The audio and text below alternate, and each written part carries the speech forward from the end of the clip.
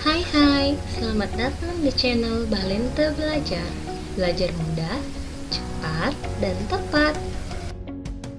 Kingdom Protista bagian pertama. Protista merupakan mikroorganisme eukariotik yang bukan hewan, tumbuhan, atau jamur. Meskipun protista tidak dapat dikategorikan dalam kelompok hewan, tumbuhan, atau jamur, tetapi protista memiliki ciri yang mirip dengan ketiga kelompok tersebut.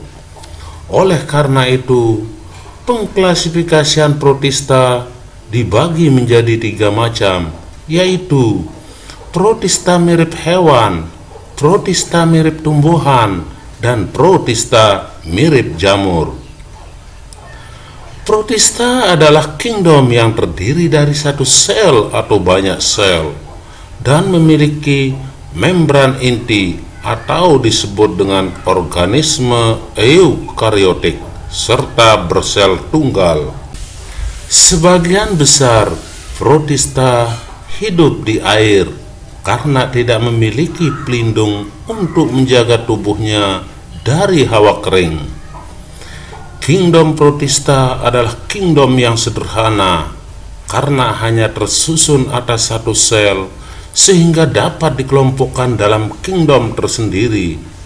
Tetapi ada juga yang multiseluler, akan tetapi masih sangat sederhana dibandingkan dengan organisme lainnya. Marilah sejenak kita perhatikan ciri-ciri dari kingdom protista. Ciri yang pertama yaitu kingdom protista bersifat uniseluler. Kingdom protista tersusun atas satu sel atau uniseluler, tetapi ada juga yang multiseluler atau sel banyak. Dalam penelitian kingdom protista yang bersel banyak atau multiseluler akan hidup secara berkelompok atau berkoloni. Ciri yang kedua yaitu ukuran dari kingdom protista. Kingdom protista umumnya mempunyai ukuran mikroskopis dan makroskopis.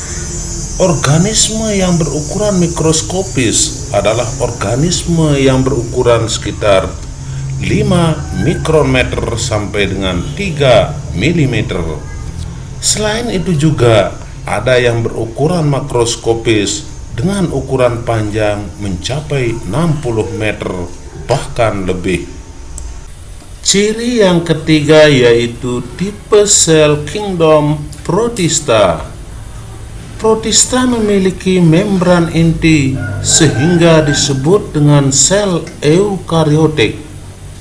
Sel yang sudah bermembran inti, namun protista merupakan makhluk hidup prokariotik yang paling sederhana, tetapi jauh lebih kompleks dalam hal struktur, fungsi, tingkah laku, dan ekologinya bila dibandingkan dengan Archaebacteria dan Eubacteria.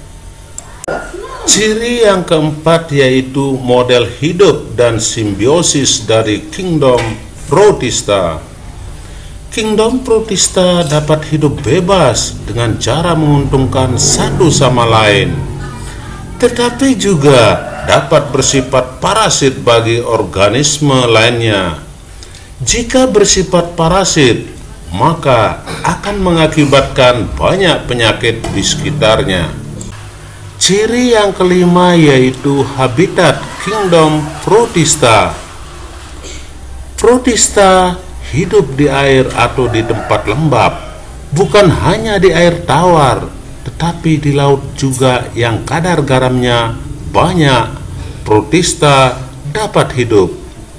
Protista yang hidup di laut sebagian besar bertindak sebagai fitoplankton yang merupakan kontributor utama dalam penyediaan energi jaring-jaring makanan.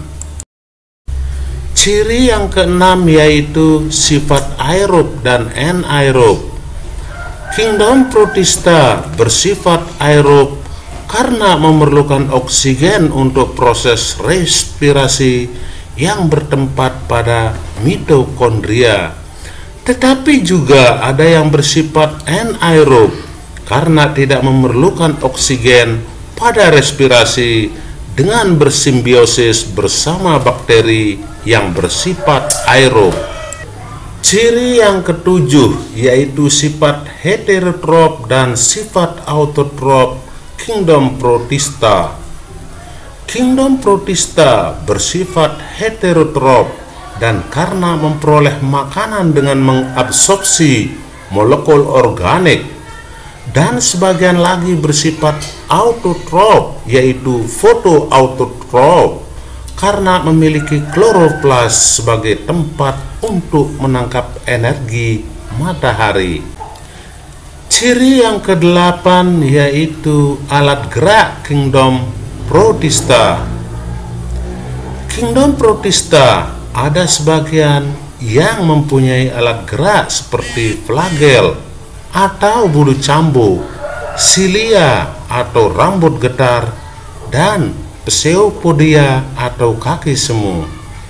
Dengan demikian, Protista dapat disebut dengan motil yang bergerak bebas. Like, request video, subscribe, dan share ya. Thanks for watching.